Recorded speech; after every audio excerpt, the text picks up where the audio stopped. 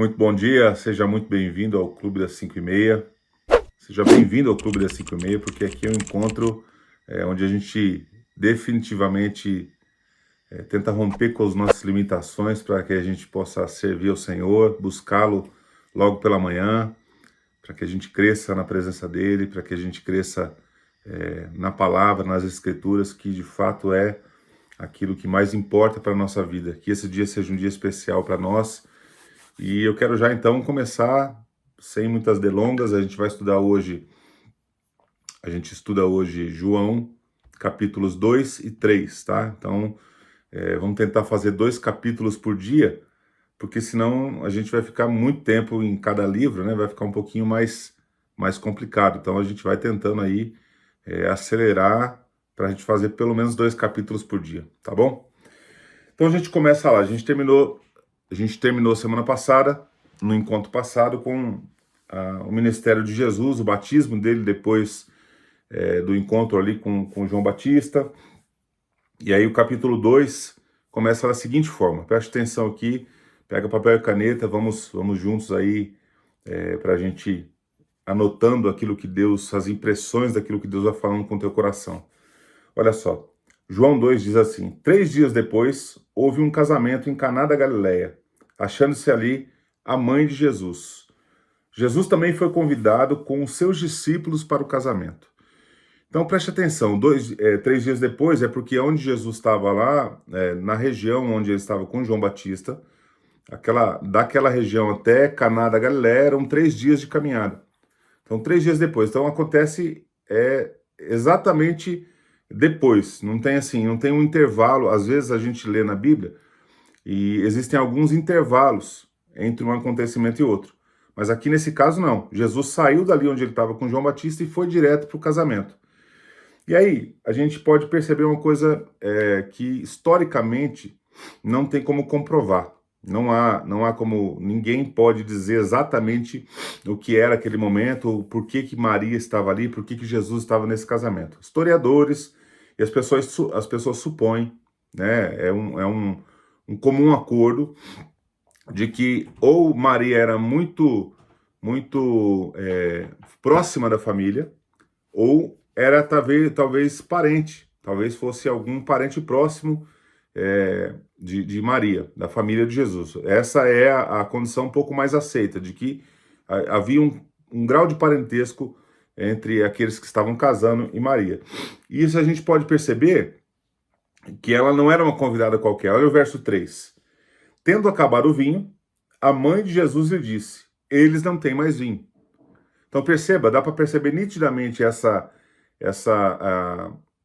proximidade, porque Maria se preocupou com alguma coisa familiar, com algo que era parte da família, algo que era que tinha a ver ali com o que estava acontecendo com a família dela. Porque dentro o contexto hebraico, todo mundo era muito hospitaleiro.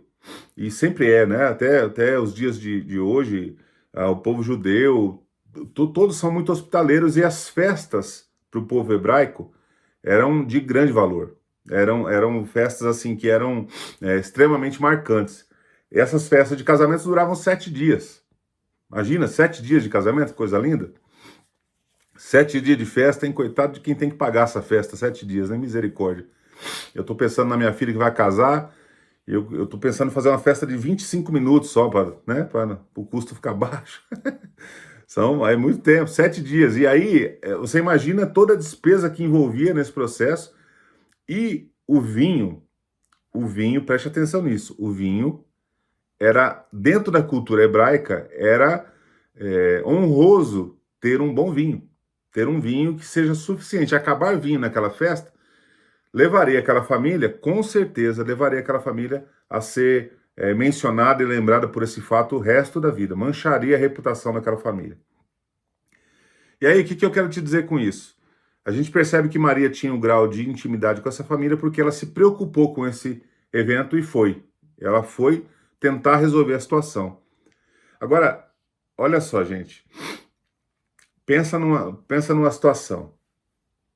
Maria era a única que conhecia Jesus. Maria era a única que até então tinha certeza das promessas do anjo lá atrás, 30 anos atrás, de um anjo que tinha dito, olha, salve a agraciada, o Senhor é convosco. Ela tinha certeza. Eu não posso afirmar com toda certeza, mas é provável que muitas pessoas tenham ficado ainda duvidando de Maria, mesmo passado 30 anos. Será que realmente essa história do anjo é verdadeira? Será que essa história que ela contou, será que não foi só para resolver o problema ali, para ela poder casar com José e resolver, ficar bem, né, a reputação dela ficar boa? Preste atenção que eu percebo nesse texto uma convicção de que Maria tinha certeza de quem era Jesus, ela fazia parte dessa família e ela sabia que Jesus podia intervir numa situação. E ela vai em direção a Jesus no versículo 3 e fala, eles não têm mais vinho. Alguns falam, e alguns escritores, inclusive, falam que essa é quase que uma oração de Maria, mostrando uma necessidade. Olha, a minha família, a sua família, ela está vivendo num momento difícil, um momento que culturalmente vai machucar muito a nossa família. Então, por favor, ajuda a gente aí. Resolve isso aí. E aí, gente, vem um versículo 4, que muita gente fala que Jesus foi desrespeitoso com Maria, que Jesus foi grosseiro com Maria. Olha lá, versículo 4 diz assim, mas Jesus lhe disse, mulher, o que tenho eu contigo? Essa palavra, essa frase dá para algumas pessoas que Jesus foi muito grosseiro com a sua mãe. Mulher, o que tenho eu contigo? Ainda não é chegada a minha hora. A gente precisa saber que a tradução para o português, gente, às vezes não permite a gente ter... É igual conversa no WhatsApp, já viu? Você fala de um jeito e a pessoa que está lá do outro lado, ela lê de um outro jeito e ela, às vezes, não percebe a conotação. O termo mulher, a palavra mulher ali, é do grego gunê. A palavra gunê, ela era um tratamento respeitoso. É como se ele estivesse falando assim, minha senhora. Como se ele estivesse falando assim, mulher. Mulher era usado quando Jesus se referia em vários aspectos, em vários lugares, em vários milagres, Jesus falava a palavra mulher quando ele se dirigia respeitosamente a alguém. Jesus não tinha motivo algum para ser desrespeitoso com a sua mãe. Fosse um menino dos tempos atuais, talvez a gente podia até pensar, né? Hoje em dia o negócio está meio tenso em relação a respeito, né? Mas Jesus não tinha motivo algum para ser desrespeitoso com a sua mãe. E ele diz, olha, o que tenho eu contigo? Essa frase também parece, olha, mas para Jesus agora foi duro, né? O que tenho eu contigo? Como quem diz assim, olha, tem gente que fala assim, Jesus colocou Maria no lugar dela. Olha, gente, eu realmente não consigo acreditar que depois de 30 anos, Jesus já batizado, já começando a exercer seu ministério, já tinha juntado alguns discípulos, ele ia na frente de todo mundo desmerecer a sua própria mãe. Ele diz assim, a frase, o que tenho eu contigo, tem muita ligação com o que ele quer dizer. Eu só vou me manifestar no tempo de Deus. Eu não tenho relação com o tempo humano. Eu não tenho relação com esse momento. Eu não tenho relação com esse plano terreno. Se você olhar para João capítulo 7, versículo 6, 8, versículo 30, Jesus fala muitas vezes, ainda não é chegada a minha hora. Por que Jesus fala isso? Jesus está atuando dentro do Kairos. O que é o Kairos? É o tempo de Deus. O Kairos é o tempo de Deus, específico de Deus. Não é um tempo no plano humano, não é um tempo no plano cronológico, no horário que a gente está acostumado. O Kairos de Deus é o tempo espiritual, o tempo da ação divina. Então Jesus estava agindo nesse processo. Então é isso que ele quis dizer para Maria, olha, eu estou agindo no tempo, não é chegada a minha hora ainda. Tanto que você pode perceber que a gente vai ler nos próximos capítulos que Jesus, em alguns milagres que ele se manifestava, ele dizia para os caras assim, olha, não conte para ninguém. Deixa só para você isso. E a gente vai perceber aqui, gente, uma coisa muito distinta dos milagres atuais, tá?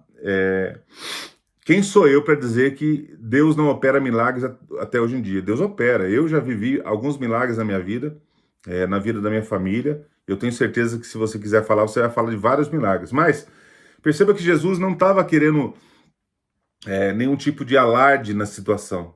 Jesus não estava querendo nenhum tipo de placa, de luz, de chamar atenção. Olha o que acontece. Jesus, ele fala para Maria daquele jeito, os seus discípulos estão todos ali olhando. Lembra, os caras foram chamados e estão todos ali observando, certo? Ó, a Evelyn disse aqui no comentário, ó, por que a senhora está me dizendo isso? Você vê que algumas traduções, a Nova Almeida e atualizada, ela já dá uma melhorada na nossa interpretação para a frase. E aí a gente vai ler ali o versículo 5. Olha o que diz o versículo 5. Então ela falou aos serventes, fazei tudo que ele vos disser. Que coisa interessante, né? Eu não sei o que aconteceu na fala de Jesus, que mesmo ele tendo dito isso para Maria, ela tem uma leve convicção de que ele vai fazer alguma coisa. Bom, são 30 anos juntos, né? Nasceu dela, ele conviveu, a mãe conhece o filho pela olhada, né? A mãe bate o olho no filho, sabe? Ele não precisa nem responder, né? E ela tem a sensação. E aí ela mostra a submissão que ela tem ao seu filho.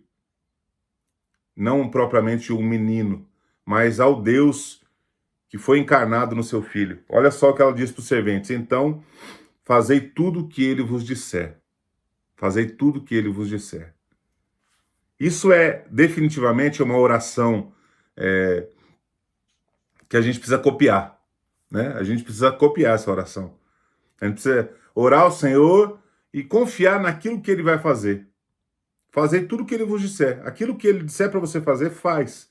Então, quando você ora diante de uma circunstância adversa da vida, diante do momento que você sente que você vai viver uma instabilidade ou já está vivendo essa estabilidade, entregue ao Senhor e faça tudo o que ele disser. Confie plenamente naquilo que ele mesmo pode fazer. Essa é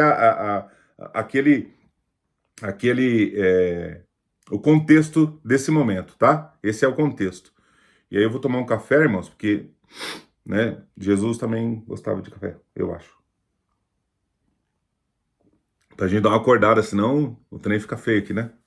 Vamos lá, olha só. Verso 6 ao verso 10, a gente vai agora dar uma olhada no processo em si, no momento em si.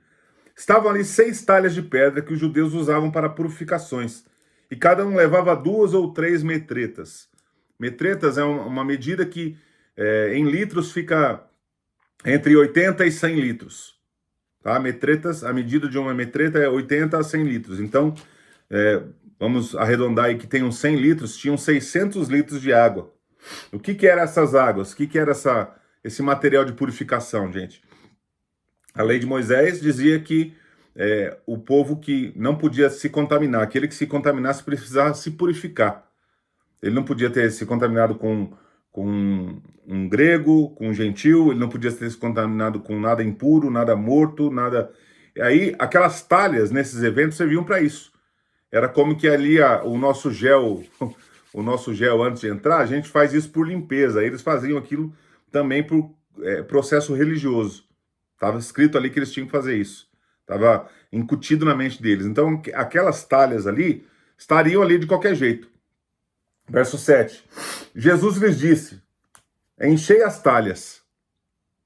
E eles as encheram totalmente. Então, provavelmente, as talhas estavam ali já da metade para o fim, quem sabe, porque eram muitas pessoas chegando para o casamento. Então, estava ali aquele processo e Jesus fala assim, enchei ela totalmente. Enche totalmente essas talhas. Então, lhes determinou, tirai agora e levai ao mestre-sala. E eles o fizeram. Vendo o mestre-sala provado a água, transformada em vinho, não sabendo de onde viera, se bem que sabiam os serventes que haviam tirado a água, chamou o noivo e lhe disse.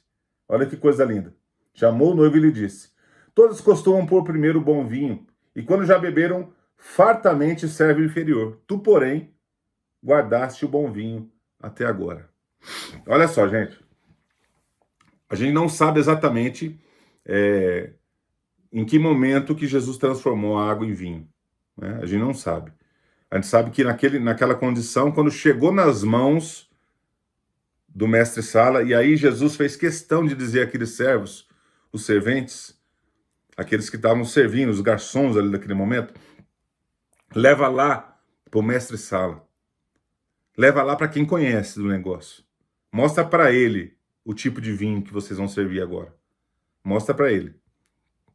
E aí Jesus deve ter ficado olhando aquela cena. Eu penso que os discípulos estavam todos ali rodeados para tentar enxergar aquela cena. E Jesus faz algo inimaginável naquele momento. Ele transforma no melhor vinho. E aí tem uma coisa muito interessante aqui. É muito bacana esse pensamento. Eu vi isso numa ministração do reverendo Augusto Nicodemos.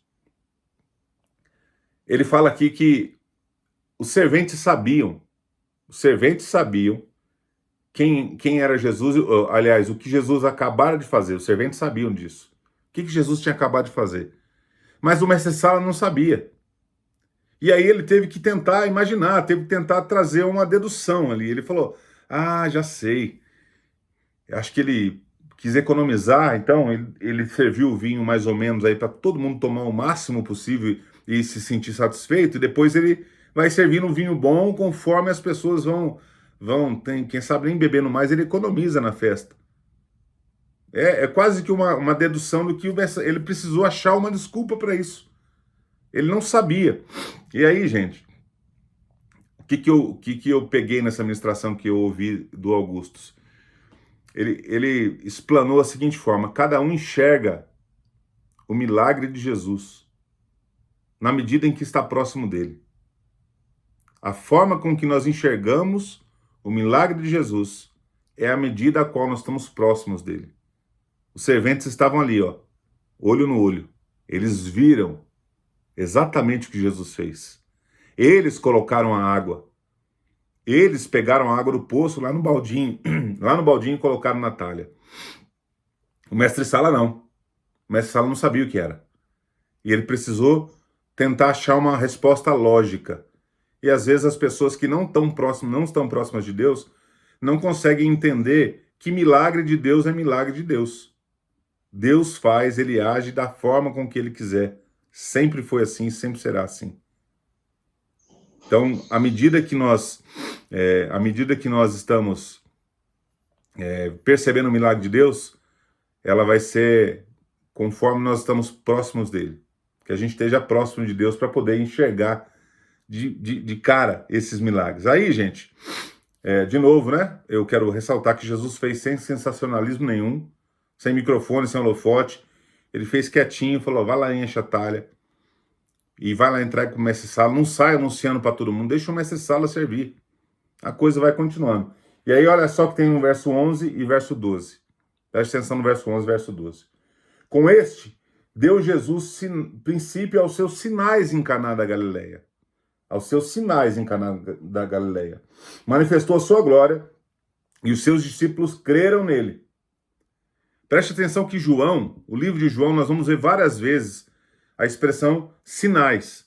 Os milagres, eles falam sobre sinais. E o que são sinais? Sinais eram importantíssimos para o povo judeu, o povo hebraico. Se você olhar os Salmos, se você olhar várias passagens do Velho Testamento, haviam muitas menções sobre os sinais de Deus, o manifestar da glória de Deus em seus sinais. E aí, a gente percebe que João trata isso fazendo essa correlação de que os milagres eram sinais. O que é o sinal, gente? O que é um sinal? O sinal não é um fim em si próprio. O sinal, ele anuncia algo que vem depois. Ele é um sinal de algo que vai acontecer. É um alerta de algo que está acontecendo no futuro. Não é o fim em si próprio. Então perceba, uma coisa importantíssima, gente. Os milagres de Jesus, ou os sinais de Jesus nesse processo, não eram o fim do ministério de Jesus. Jesus não tinha vindo para fazer milagre. Os milagres de Jesus, os sinais que Jesus operava, era um processo vocacional de Jesus. Fazia parte da sua divindade, fazia parte do seu poder, da sua história. Porém, a gente às vezes acha que a vida cristã, ela tem que estar envolta em sinais. Senhor, me dá um sinal. Quem de nós nunca orou assim, né, gente? Quem de nós nunca orou assim? Senhor, por favor, me dá um sinal. Me dá um sinal. Eu preciso saber que o Senhor está nesse negócio. Me dá um sinal. Será que isso é verdade? Será que é assim mesmo que vai acontecer? Senhor, me dá um sinal. A gente gosta de sinais. Mas aqui, Jesus não veio para satisfazer as nossas necessidades, as nossas as nossas ansiedades. Jesus veio para ministrar sobre nossas vidas, e os milagres faziam parte desse processo. E o que esses sinais promoviam? Olha o que diz o verso. Manifestou a sua glória. Ou seja, os sinais apontam para a glória de Deus, e não é um fim em si próprio. O sinal não é um fim em si próprio, o milagre não é um fim em si próprio. Então, aqueles que buscam o evangelho, até os dias de hoje, por causa dos milagres que Jesus pode oferecer na vida, estão procurando no lugar errado. Estão caminhando em direção a Jesus da forma errada. Os milagres são consequências da vontade de Deus sobre a nossa vida. O fim em si próprio é a glória de Deus. E olha só a segunda coisa, a segunda lição. Manifestou a sua glória e os seus discípulos creram nele. Coisa linda, gente. Coisa linda. Jesus veio para manifestar a glória de Deus, e o manifestar da glória de Deus toca o coração das pessoas. Até então os discípulos estavam se aproximando de Jesus. E naquele momento, os discípulos começaram a crer que de fato ele era aquele a quem eles esperavam. Lembra quando André foi falar para o seu irmão Pedro, olha, achamos o Messias, a quem a gente esperava. Naquele momento, eles tinham convicção de quem era Jesus. Jesus começou a operar sinais. Então lembra, o sinal, o milagre, não é um fim em si próprio. Verso 12 é apenas uma informação do fechamento desse processo ali. Olha, depois disso, desceu ele para Cafarnaum com sua mãe, seus irmãos e seus discípulos, e ficaram ali não muitos dias. Beleza? Até aí podemos seguir, gente? Tamo junto? Verso 13, vamos lá. Estando próximo à Páscoa, graça e paz, Luizão, um abraço, meu amigo. Estando próximo à Páscoa dos judeus, subiu Jesus para Jerusalém. Presta atenção que um homem judeu tinha que subir pelo menos 3 vezes ao ano a Jerusalém. Na festa da Páscoa, de Pentecoste, e na festa dos tabernáculos. Então, Jesus estava cumprindo a sua função terrena. Estava ali. Estava indo para Jerusalém. Verso 14. E encontrou no templo os que vendiam bois, ovelhas e pombas, e também os cambistas assentados. Aqui chega um momento crucial. Chega um momento crucial do processo. Olha só. Qual que foi o problema de Jesus nesse lugar? No versículo 15, você vai ver que Jesus ficou irado, né? A gente vê, ó, versículo 15. Tendo feito uma azorrague de cordas, expulsou todos do templo, bem como ovelhas e bois, derramou pelo chão dinheiro dos cambistas e virou as mesas. E disse os que vendiam pombas, tirai daqui essas coisas, não façais a casa do meu pai casa de negócios. Qual que era o contexto, gente? Os homens vinham de longas caminhadas, e vinham ali judeus que estavam morando em várias províncias do Império. E muitas vezes o cara vinha com a moeda do Império. O que era a moeda do Império? A moeda que era usada no Império Romano tinha o rosto do imperador gravado.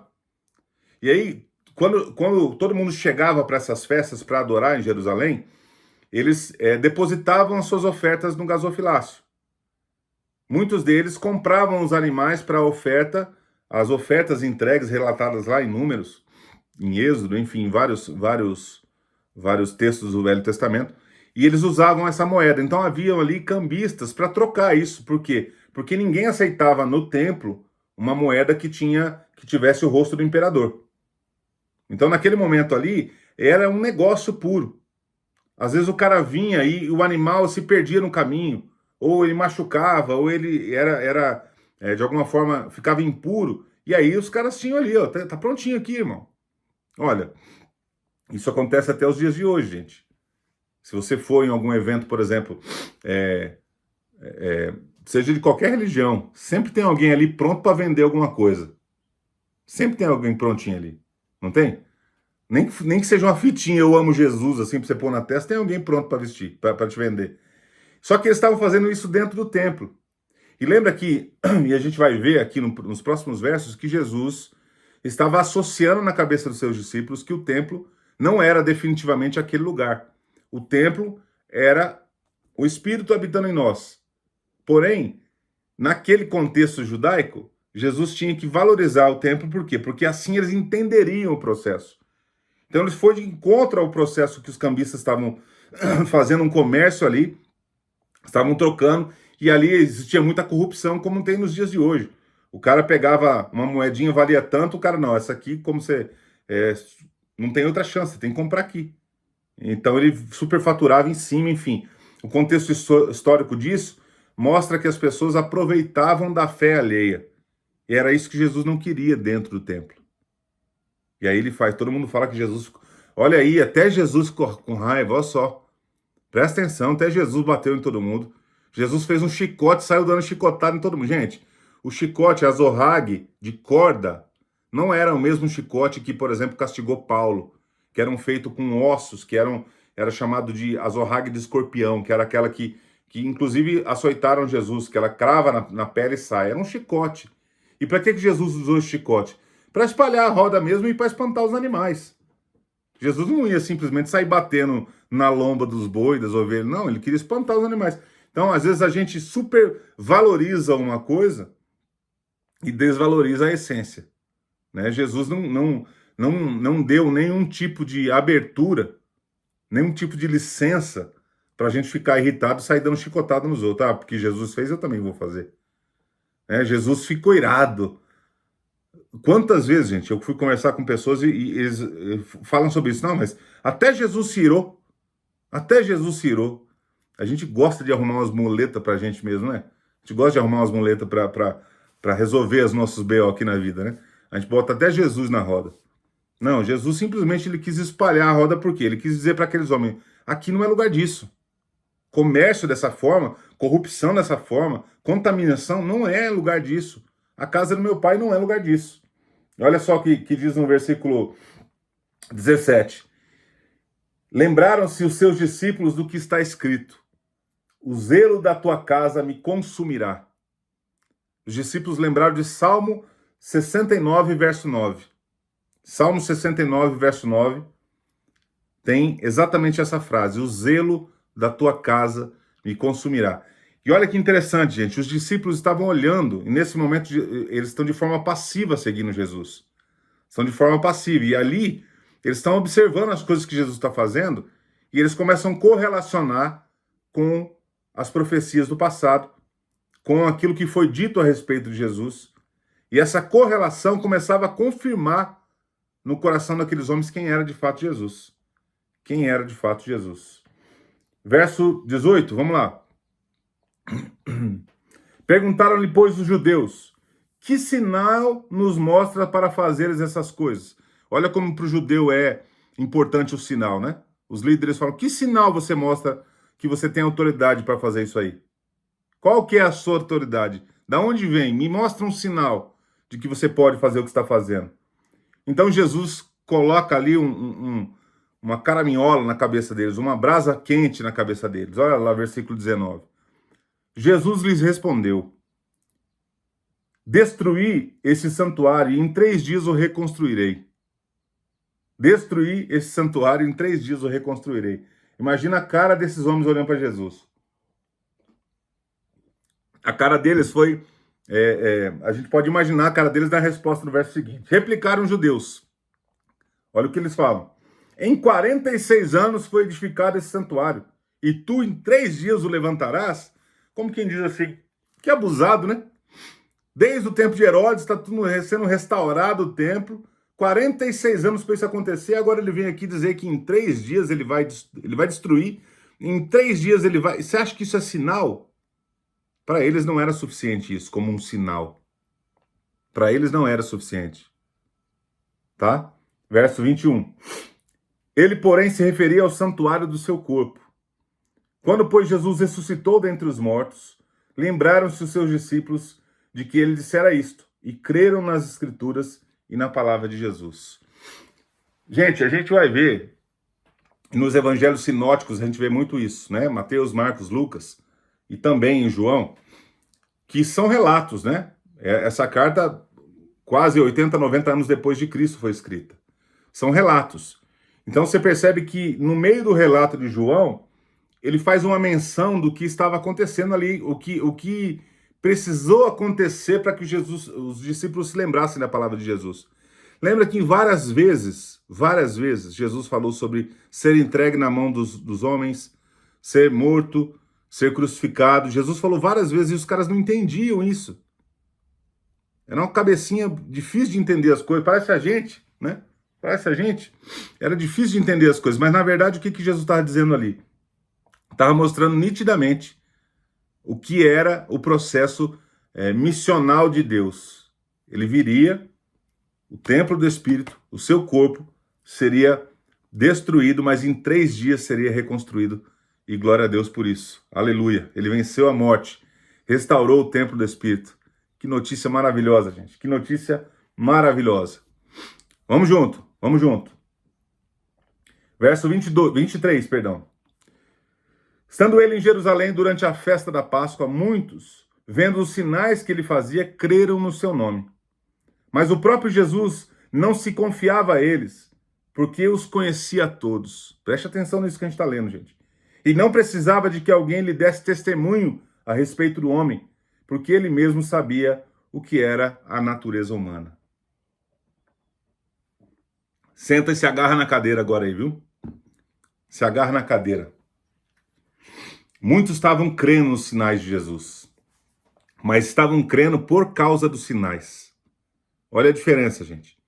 Estavam crendo não em Jesus. Estavam crendo por causa dos sinais de Jesus. Essa é uma grande diferença. E aí, quando o texto fala assim, mas Jesus não se confiava, a palavra confiava aqui é acreditava, cria. Jesus não cria. Jesus não acreditava no que eles estavam dizendo, porque Jesus conhecia exatamente quem eram as pessoas que estavam declarando sobre Jesus. E aí, gente, eu quero dizer para você uma coisa muito importante. Jesus conhece as declarações do nosso coração. Ele sabe quem a gente é. A gente pode até enganar as pessoas. As nossas declarações podem até causar impacto em algumas pessoas. Mas Jesus conhece a sinceridade do nosso coração. Ele sabe quem a gente é de verdade. Jesus sabe sobre as nossas declarações de verdade. E Jesus não precisava que ninguém falasse para ele a respeito daquelas pessoas. Jesus não precisava perguntar assim, ô Pedro, vem cá, você conhece aquele cara ali? Será que ele está falando a verdade mesmo? Você sabe se como que é a vida dele aqui? Parece que ele se converteu mesmo. Jesus não precisava de ninguém. Jesus conhece a fundo cada detalhe do nosso coração. É aquele que sonda o nosso coração e sabe as intenções do nosso coração. E por isso, não adianta declararmos da boca para fora. Jesus, isso para mim aqui talvez seja a maior lição de todo esse processo, dessa primeira caminhada de Jesus.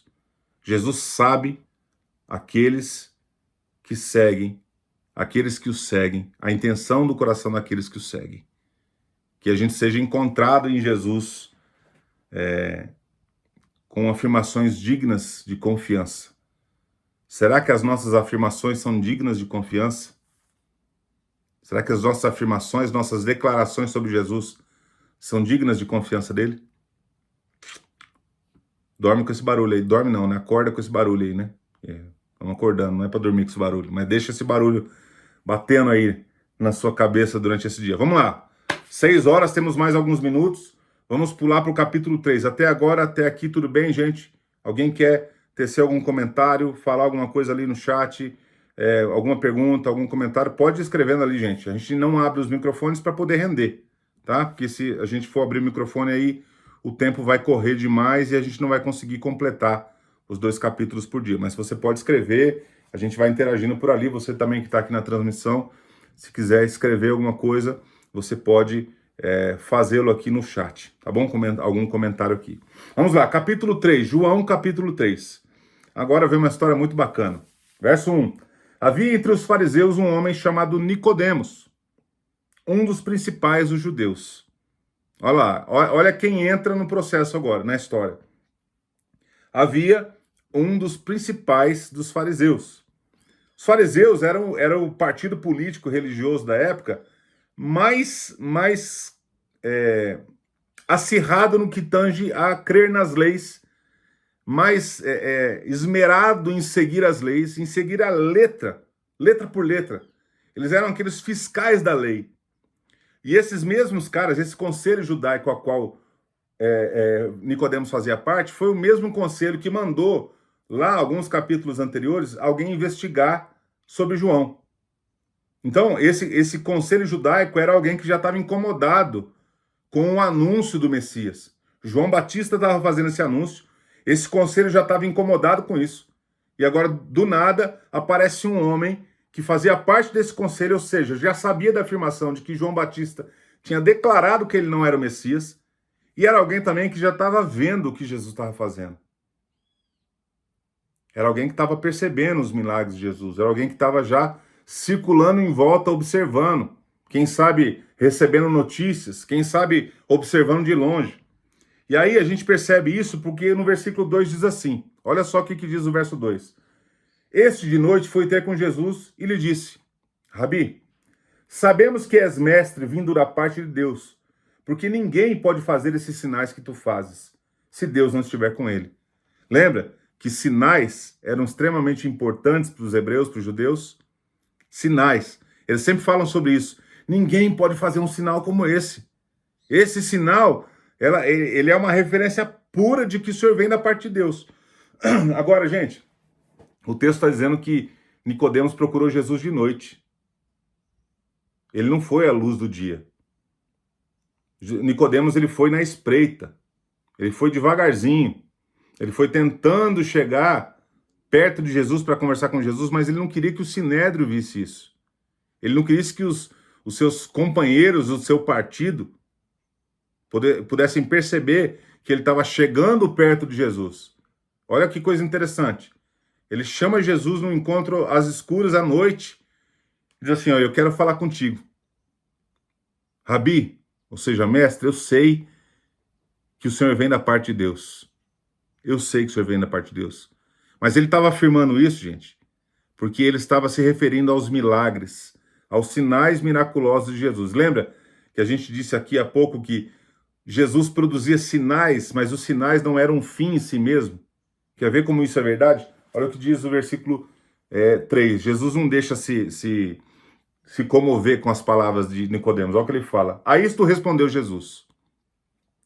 Em verdade te digo, se alguém não nascer de novo, não pode ver o reino de Deus. Preste atenção que ele fala para Nicodemos na lata, assim, ó. Nicodemos, você não está vendo o reino de Deus porque você está vendo os sinais. Você está vendo coisas materiais. Você está vendo coisas acontecerem aqui nesse plano terrestre. Quem vê essas coisas não significa que ver essas coisas vai te fazer ver o reino de Deus. E aí, gente, vai de novo ao encontro daquilo que eu falei, de quando a gente busca a Deus pelas nossas necessidades, pelos milagres que a gente quer, pelas coisas que a gente está desejando, que anseia o nosso coração. Não, o reino de Deus não tem a ver com isso. Isso é consequência da vida com Deus. Se Deus quiser operar um milagre na minha vida, ele vai fazer. Mas se ele não quiser fazer, não quiser operar, ele continua sendo Deus. Ele continua sendo o Deus da história. Não importa o que esteja acontecendo, ele continua sendo o Deus da história. Então, ele quis dizer isso para Nicodemos. Nicodemos, não é porque você viu o milagre, porque você está vendo as coisas acontecerem, que você está vendo o reino de Deus. E aí ele diz muito claro para Nicodemos, se alguém não nascer de novo, não pode ver o reino de Deus. Gente, a gente acha que ver o reino de Deus são sinais terrenos. Por exemplo, alguém era viciado em alguma coisa, largou aquele vício e agora é de Deus. Porque eu bebia e parei de beber, agora sou de Deus. Eu fumava, parei de fumar, agora sou de Deus. Eu roubava, parei de roubar, sou de Deus. Não. Isso não significa que você se tornou parte do reino de Deus. Isso são coisas importantíssimas que são fruto da presença de Deus na sua vida. As mudanças são sinais terrenos aqui de que Deus está entrando na sua vida. Só que se eu não nascer de novo, eu preciso nascer de novo. E aí mostra a ignorância que a religiosidade faz. Olha o versículo 4. Perguntou-lhe Nicodemos, como pode um homem nascer sendo velho? Olha o intelecto de um dos líderes religiosos, um dos maiores da sinagoga. Ele não é, gente, Nicodemos era um líder espiritual, ele era um professor, ele era como se fosse um professor de seminário nos dias de hoje, que supostamente devia conhecer acerca do reino de Deus. E aí ele faz essa pergunta: como que pode um homem nascer sendo velho? Pode porventura voltar ao ventre materno e nascer pela segunda vez? Seria cômico se não fosse trágico, né? Um mestre fazer uma pergunta dessa a Jesus. E aí Jesus diz para ele o seguinte: o que não nascer da água e do Espírito não pode entrar no reino de Deus. O que não nascer da água e do Espírito não pode entrar no reino de Deus. Há um debate teológico: o que significa nascer da água. Tem muitas proposições a respeito de nascer da água. Mas a mais aceita, a mais comum entre todos, é quando o nascer da água fala sobre o arrependimento. Lembra que João Batista pregava o batismo do arrependimento? E o seu batismo com água era o sinal do arrependimento. Então era um batismo de arrependimento, ou seja, ninguém pode nascer de novo se não promover, se não houver um arrependimento genuíno. Tem que haver um arrependimento. Não há como nascer de novo e continuar conjugando o velho homem. Eu gosto muito, quem me conhece de perto sabe que eu gosto muito de Mateus 4, que fala que Jesus chamou os homens na praia. Fala assim, Jesus chamou, estava lá, André e Pedro estavam lá pescando, fazendo seus afazeres, Jesus os chamou e o texto diz assim: eles deixaram e seguiram. A palavra deixaram, no original grego, apiemi, ela tem um significado muito importante. Esse apiemi, ele era usado quando havia um rompimento definitivo de alguma relação.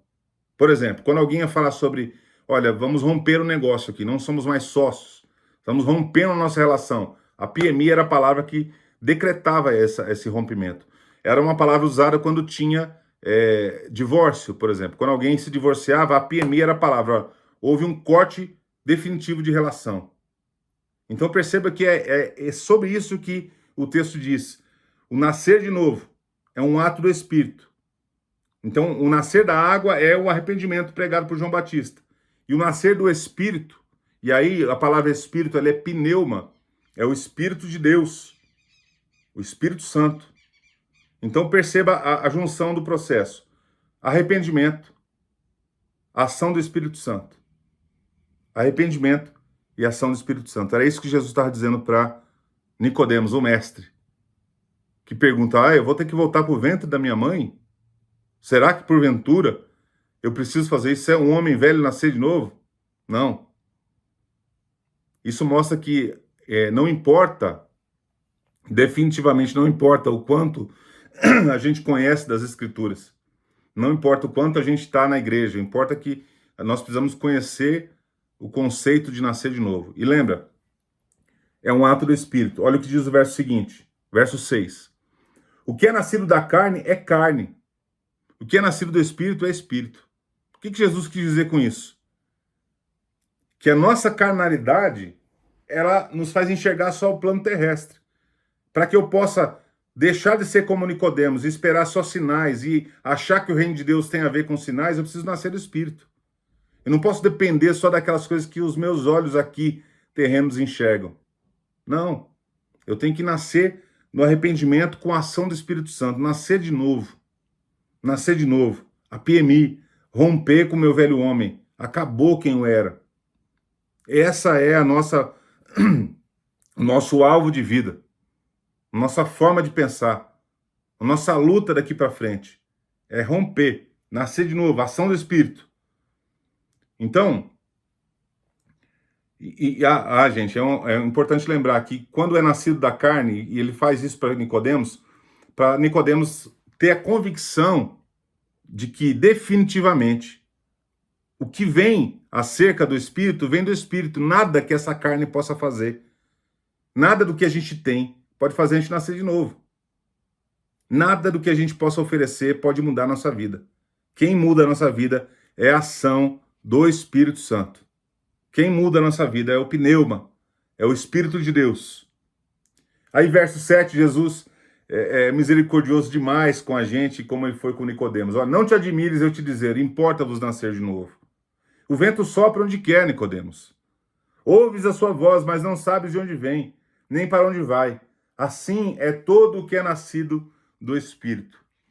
Gente, olha que verdade preciosa. Às vezes a gente quer dizer onde o Espírito tem que soprar. Já percebeu isso? Às vezes a gente quer dizer onde o Espírito tem que soprar. A gente quer dizer assim, ah, não, mas essa pessoa não vai ter, não tem jeito para ela. Essa pessoa não tem jeito para ela. Ela nunca vai nascer de novo. Aqui, o Edelon Ferreira comentou aqui no Instagram, ele, quando rompemos, caminhamos em uma dimensão diferente. Exatamente. A gente muda a nossa história. É uma outra dimensão de vida, é um outro propósito de vida, é uma outra história. É visando outras coisas. E aí, quando Jesus fala isso para Nicodemos, está dizendo assim, Nicodemos, não é ser um líder religioso que vai fazer você enxergar o reino de Deus. Não é você ser o maioral entre os judeus, um cara muito bem preparado, que vai fazer você nascer de novo, cara. Não. O Espírito sopra onde ele quer. O Espírito sopra num assassino, perseguidor da igreja, e o transforma, literalmente, no maior plantador de igreja que o Novo Testamento viu.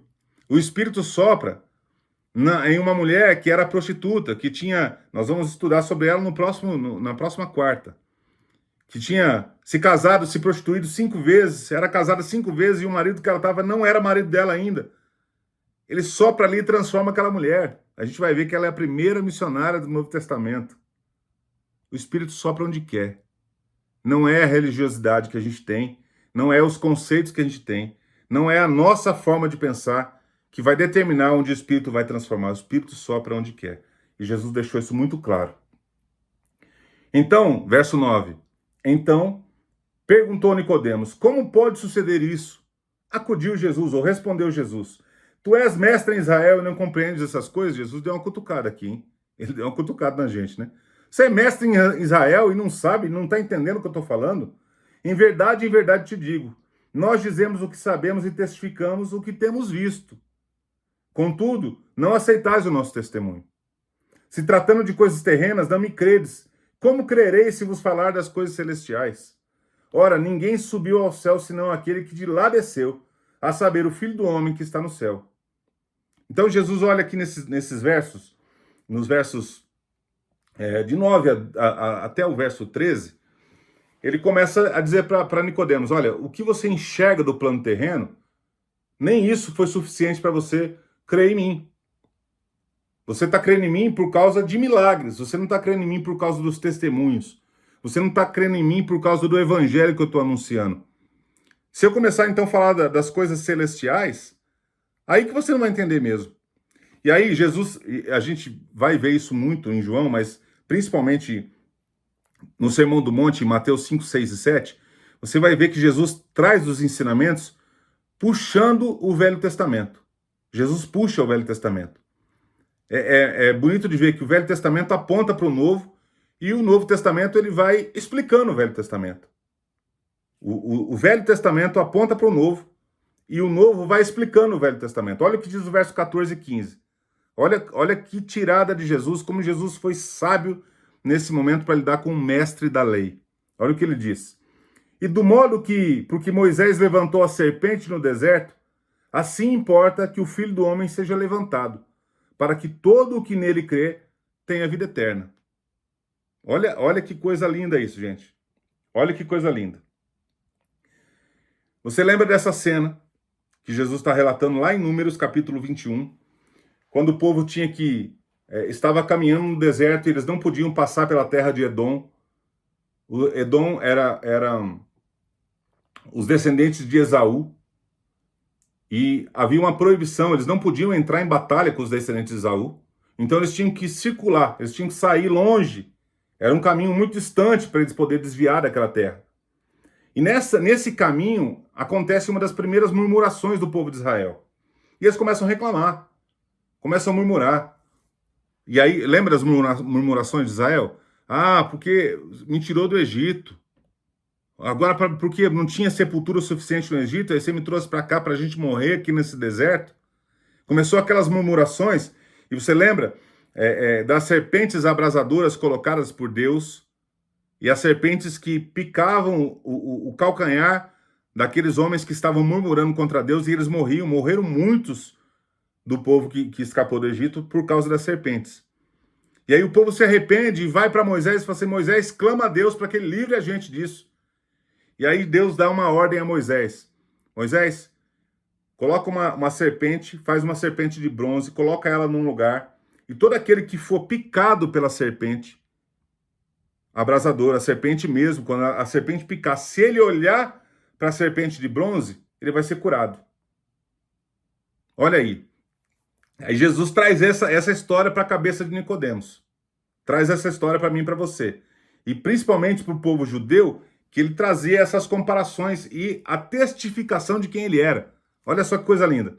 Aí ele fala assim: assim importa que o Filho do Homem seja levantado, para que todo aquele que nele crê tenha a vida eterna.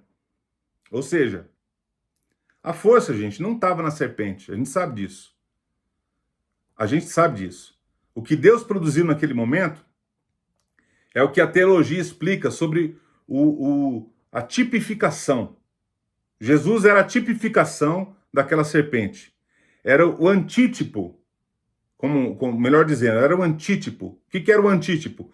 Ele estava se apresentando como a figura daquela serpente. Ou seja, todo aquele que crê nele, que olhar para Jesus, vai ser salvo.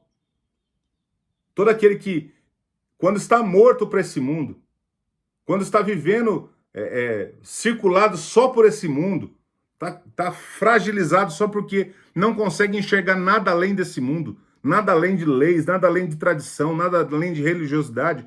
Aquele que crê em Jesus, aquele que olha para Jesus, é salvo. É salvo da serpente abrasadora. É claro que o povo ia idolatrar aquela serpente, né? Sabe que lá em 2 Reis, capítulo 18, Ezequias destruiu a serpente. Quando você vai lá no Monte Nebo, eu tive o privilégio de ir no Monte Nebo, tem lá, a serpente está lá. É uma estátua, né, da serpente para lembrar desse episódio. Monte Nebo é onde Moisés chegou, o limite que Deus permitiu ele chegar, para ele enxergar a terra prometida, e dali ele não passou. Então ali até hoje tem uma estátua que ela mostra mais ou menos como era a serpente. Mas a serpente foi destruída por Ezequias porque o povo estava idolatrando a serpente. E o poder não estava na serpente, estava na tipificação de Cristo. Ou seja, aí vem os versos 16, gente. Jesus é o cumprimento dessa figura. Olha o que diz o verso 16. Eu acho que você conhece, né? Você conhece esse verso 16, né? Pelo menos esse você decorou. Obrigado. A sua mãe falava, decora, porque vai chegar na igreja domingo, você vai ter que falar de cor esse negócio aí, ó. João 3,16, né? Porque Deus amou o mundo de tal maneira que deu o seu Filho unigênito para que todo aquele que nele crê não pereça, mas tenha vida eterna. O que estava acontecendo com o povo no deserto? Eles estavam perecendo por causa da sua carnalidade, por causa da sua murmuração. O amor de Deus, mediante o arrependimento daquele povo, foi gigantesco. Aliás, Deus é muito paciente com a gente, né? Desde os tempos do deserto, a gente é um povo reclamão demais. A gente esquece rapidamente de tudo que Deus já fez. Aquele povo esqueceu que Deus tirou eles do Egito, da escravidão do Egito, abriu um mar para eles passar. Abriu um mar para ele passar. O Leonardo Rangel está falando aqui, ó. Foi o primeiro versículo que eu decorei. Eu também, Leonardo. Não, na verdade foi o segundo. O primeiro foi 2 Coríntios 5,17, mas isso aí estava na lista. A gente tinha que saber. O povo reclamava. Deus estava produzindo milagres após milagres. Bênção atrás de bênção. E o povo reclamando. Parece a gente hoje. E esse povo perecia por causa dessa carnalidade. E a serpente abrasadora foi o castigo do pecado. Não sem querer que Jesus, que Deus promoveu uma serpente para fazer isso, né? Lembra a serpente, a temida serpente que desviou o homem? Não por acaso Jesus colocou uma serpente. E aí ele, tipificando, ele coloca Jesus como essa figura, esse exemplo de que se eu olhar para ele, eu perceber o amor que ele tem, eu perceber que o amor dele é indizível, eu perceber dele que o amor dele é imensurável, quando eu perceber que o amor de Jesus é inexplicável, que o amor de Deus por mim enviando Jesus é inexplicável, indizível, eu não pereço mais. Eu vou viver o batismo do arrependimento e a ação do Espírito vai me fazer nascer de novo. Que coisa linda, gente. Que coisa linda. A pergunta que tem que ficar para o nosso coração aqui é: nós nascemos de novo em Cristo Jesus? Nós nascemos de novo em Cristo Jesus? A Elisângela está dizendo aqui que Nicodemos teve uma aula espiritual com o próprio Cristo. Foi lindo isso, né? Foi lindo isso. Que lição. Que forte esse momento. Mas vamos lá, versículo 17. Vamos, que senão a gente para nesse versículo aqui e não anda mais, né? Porquanto Deus enviou o seu Filho ao mundo, não para que julgasse o mundo, mas para que o mundo fosse salvo por ele. Quem nele crê não é julgado. O que não crê já está julgado, porquanto não crê no nome do unigênito do Filho de Deus. O julgamento é este, preste atenção, o julgamento é este: que a luz veio ao mundo, e os homens, olha isso, gente, presta atenção, e os homens amaram mais as trevas do que a luz, porque as suas obras eram más. Pois todo aquele que pratica o mal aborrece a luz, e não se chega para a luz a fim de não serem arguidas as suas obras. Ou seja, eles não se achegam à luz a fim de que as obras dele, as obras más, não apareçam. Mas, olha o versículo 21. Quem pratica a verdade aproxima-se da luz, a fim de que suas obras sejam manifestas, porque feitas em Deus. Então, ele estava fechando esse assunto com Nicodemos, e o texto de João relata isso, que definitivamente crer em Jesus é estar na luz. E aí ele faz de novo essa menção, olha, aqueles que rejeitaram essa luz vão estar em julgamento. E aqueles que creram nessa luz foram justificados. Não passarão pelo julgamento terreno. Sim, passarão pelo julgamento da eternidade. Segundo as suas obras. Mas aí é uma outra história, é um outro estudo. Mas nesse momento ele está falando do julgamento das leis, daquilo que era por tradição. E ele está dizendo, olha, quem crê definitivamente na luz de Cristo, naquele que veio para trazer a luz, muda completamente o processo. Você vai querer definitivamente aparecer, mostrar que você creu em Cristo, porque a sua luz vai ser a luz de Cristo. Lá no capítulo 8 de João, Jesus fala assim: eu sou a luz do mundo, né? Lembra disso? A gente vai estudar isso aqui, eu sou a luz do mundo. Mas, lá em Mateus capítulo 4, versículo 24, se eu não me engano, ele fala: vós sois o sal da terra e vós sois a luz do mundo. Coisa linda isso, gente. Que coisa perfeita isso. Lindo. A gente crê. Estamos nisso. Estamos juntos nesse processo. Vale a gente lembrar disso, gente. Que a religiosidade que a gente vive não seja como a de Nicodemos, capaz de tirar a gente desse conceito daquilo que Cristo veio fazer, daquilo que Cristo veio produzir. Que a gente olhe para ele e que a gente creia nele e receba esse amor indizível que mudou a história. Olha, o Du está dizendo aqui no comentário que a cena do The Chosen, que Jesus está conversando com Nicodemos, é muito interessante. Todos os questionamentos de Nicodemos e a maneira que ele tem de lutar contra a religiosidade para ir para falar com Jesus.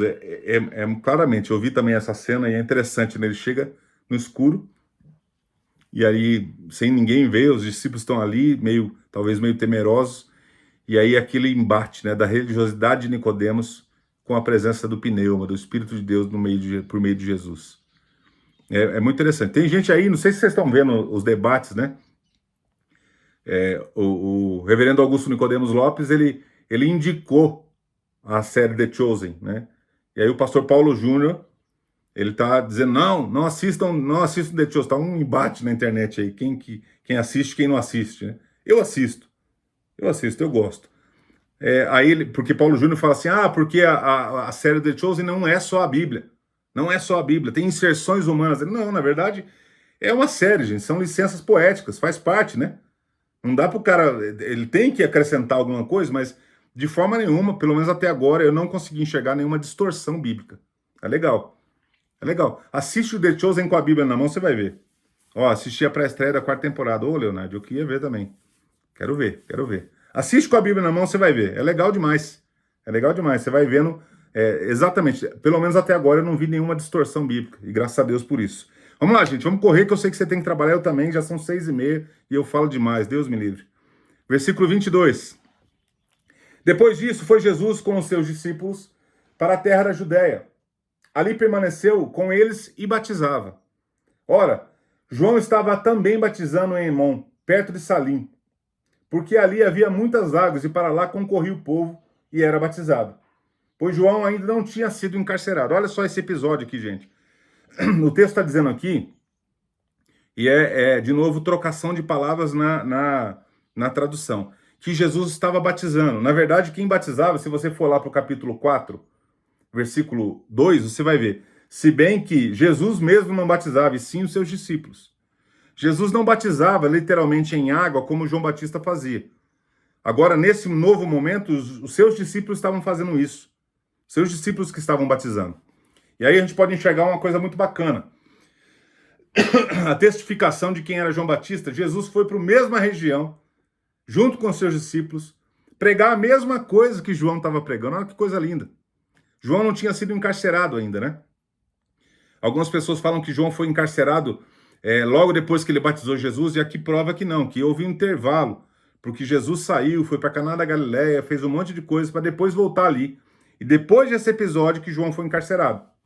Mas ali, nesse momento ali, é uma testificação do ministério de João. Olha que privilégio. Jesus estava junto com seus discípulos, anunciando o mesmo batismo de arrependimento que João. Só que lembra que João testifica sobre Jesus? A gente vai ver uma coisa linda aqui nesse começo, olha só. No versículo 25 agora, gente, a gente vai ver uma coisa legal. Uma coisa legal não, desculpa, uma coisa triste, mas que é muito convencional. Ora, entre os discípulos de João e um judeu suscitou-se uma contenda com respeito à purificação. Aí a palavra purificação aqui tem a ver com batismo, tá? A palavra purificação tem a ver com batismo. Estava falando do batismo com água. E sempre tem alguém para criar um problema, né, gente? Sempre tem alguém para levantar um questionamento. Não sei, não sei se é só nessa igreja aqui, mas acho que na sua não deve ser assim. Mas sempre tem alguém para levantar um questionamento, misericórdia. E foram ter com João e lhe disseram, olha a pergunta para João, mestre, aquele que estava contigo além do Jordão, do qual tens dado testemunho, está batizando, e todos lhe saem ao encontro. Olha o jeito que ele fala de Jesus, né? Aquele lá que você estava anunciando, está aí batizando também. Respondeu-lhe João, verso 27. O homem não pode receber coisa alguma se do céu não lhe for dada. Vós mesmos sois testemunhas de que eu vos disse. Eu não sou o Cristo. Preste atenção na postura de João Batista, gente. Eu não sou o Cristo. Mas fui enviado como seu precursor.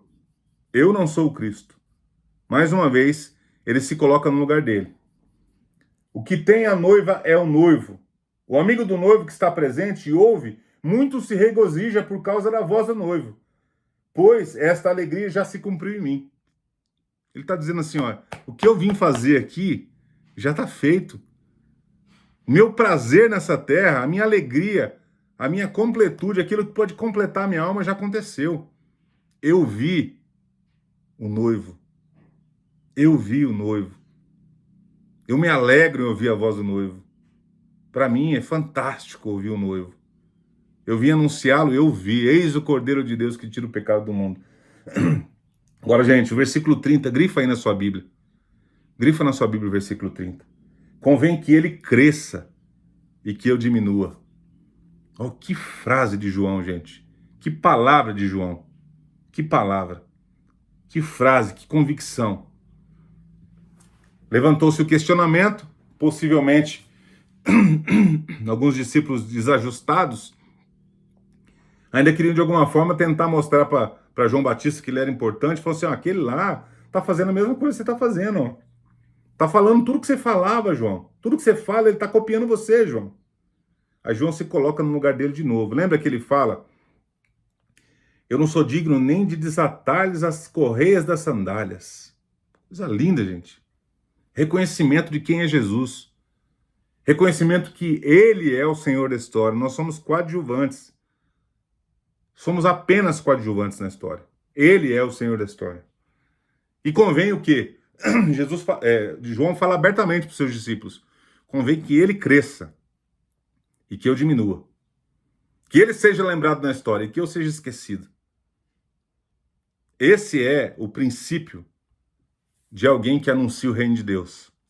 Esse precisa ser o princípio de alguém que anuncia a salvação em Cristo Jesus. Esse deve ser o princípio de alguém que é pregador da palavra. E pregador da palavra não é subir no púlpito, tá, gente? É pregar, aquele que anuncia o evangelho. Pregar no púlpito é uma das formas. Subir ao púlpito é uma das formas. Mas esse deve ser o princípio de cada um de nós. Quando nós anunciamos o evangelho, é sobre o evangelho, não é sobre a gente. Não é sobre a minha igreja, não é sobre a minha denominação, não é sobre minha forma de batismo, não é sobre minha forma de doutrina, não é sobre isso, gente. Não é sobre isso. É sobre ele, sobre o noivo. Convém que ele cresça e que a gente diminua, que a gente se coloque no nosso lugar de servo, apenas servo. Versículos finais, vamos lá. Versículo 31. Quem vem das alturas certamente está acima de todos. Quem vem da terra é terreno e fala da terra. Quem veio do céu está acima de todos. E testifica o que tem visto e ouvido, contudo ninguém aceita o seu testemunho. Quem todavia lhe aceita o testemunho, por sua vez certifica de que Deus é verdadeiro. Pois o enviado de Deus fala as palavras dele, porque Deus não dá espírito por medida. O Pai ama o Filho, e todas as coisas tem confiado às suas mãos. Por isso, quem crê no Filho tem a vida eterna. E o que todavia se mantém rebelde contra o Filho não verá a vida, mas sobre ele permanece a ira de Deus.